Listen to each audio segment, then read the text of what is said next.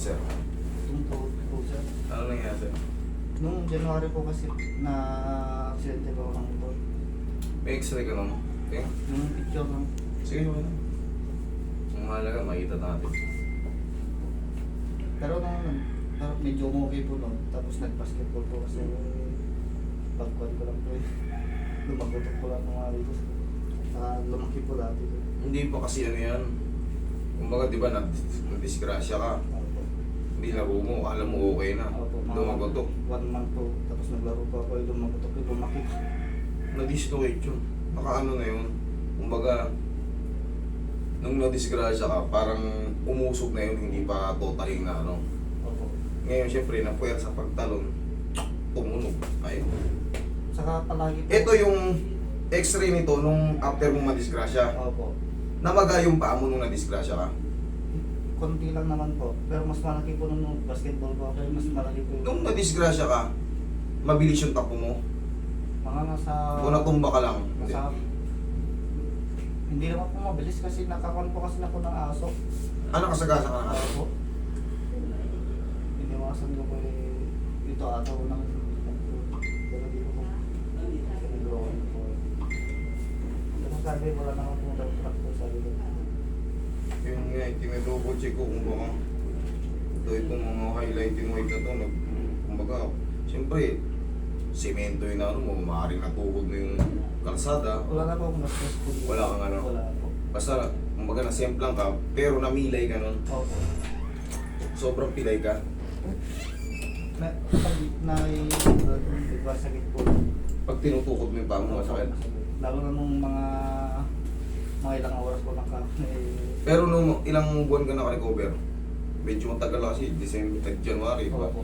Ilang buwan ka bago naka-recover sa paa mo? Yung mga 3 araw ko nakakalakad naman na po ako nun. Pero hindi ko po matupin. Okay. Konti lang po ganun. Tapos 1 month, hindi ko pa rin po may tupi. Pero pinasting ko po naglaro kasi ng basketball po. I mean, sira pa siya talaga. Kumbaga may problema pa, pinilit nilaro mo, lumagutok na yun. Opo. Okay, I see. Sige, higa ka. Pagka ganon kayo mga trim, siyempre, kumbaga may swelling pa yun sa loob kaya hindi mo matupi. Opo. Kumbaga magailog nun, kaya pag ginan mo, humaharang pa. Opo. Ngayon, siyempre, may laro mo. Tsaka, matudoble damage siya. At saka parang napaka-system na konting ko lang, may kontra ko lang po parang Masakit na agad. Opo, malagay. Hindi na maano yan, na-dislocate yan. Siyempre, may history ka ng bangga eh. Tsaka yung impact nun, di ba? Yung impact mo, pasalubong ka. Parang kung tumakbo nun, binangga mo yung pader. Paano yung bigat pa ng motor? Opo. Yung parang siyempre, tutukod ka, kanan ka siguro, tumumba, Kanan po. tumumba, matutulak to ngayon yung pang ano, itong tuhod mo. Ito yung sugat niya noon. Wala pong sugat. Wala siyang sugat. Wala Hindi ito. po. Dati po eh. Dati na yan. Pa. Wala. Yan ang gila. May gulat.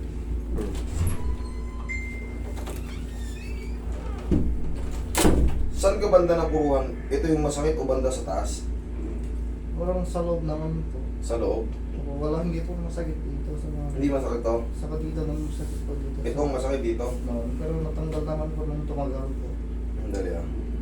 Kapain ko lang dito.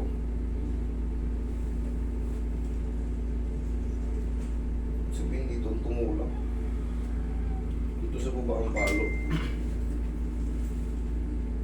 Relax ka lang. Sakit?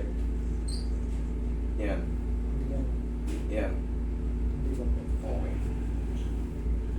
Pero ngayon, saan ka nahihirapan? Sa hagdan? Sa mga walking, normal walking? Kapag po... Tumatakbo? Parang may stuck po mga nakabill ko tapos nakabigat. Tapos kapag sumasakit po.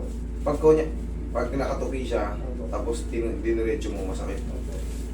Saka pag malamig po. Pag malamig, Opo. o ito yung mga example, yung pilay, pag malamig, kumikirot yung buto, nangingilo.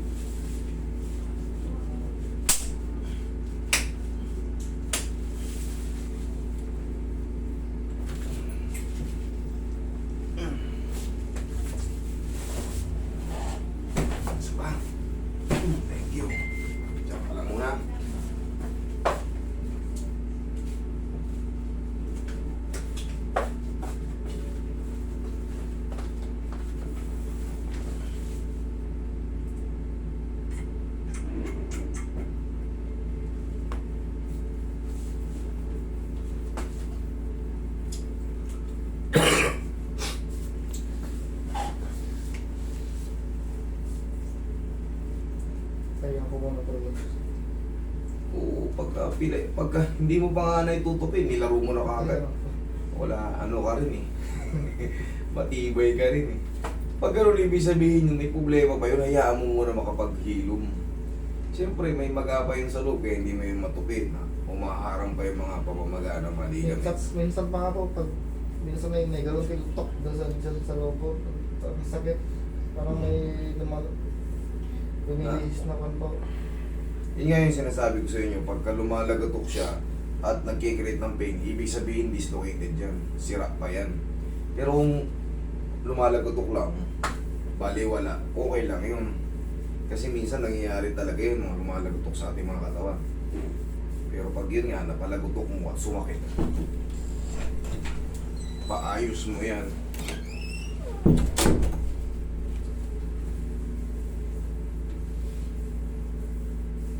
Ngayon magbabago na to. Iba na yung pakiramdam nito. Ngayon hayaan mo lang maghilom. Hayaan mo lang muna maghilom, siguro mga pahinga mo muna ng mga sabi natin isang buwan. Mas matagal kasi mas matagal kasi mas maganda. Kumbaga, kahit wala na siyang sakit, mas maganda i-bike mo lang muna, wala mo nang impact, wala mo nang talon. Iwasan mo muna yung talon kasi nasa gitna.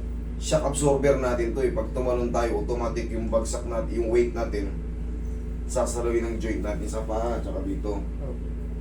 So, pagka ano, kaya mo lang muna makapahinga, kahit wala, kung wala na masakit, okay lang yun, bike ka lang muna. Tigas mo muna, sipa mo na. Tigas mo, sipa mo. Sapa. Okay. Sige ngayon, tignan mo yun. Hindi ganun mo. Kung tignan mo Ano? Kung sige mo. Kaya na. Iba na, di ba? Kaya na. Diba? Halos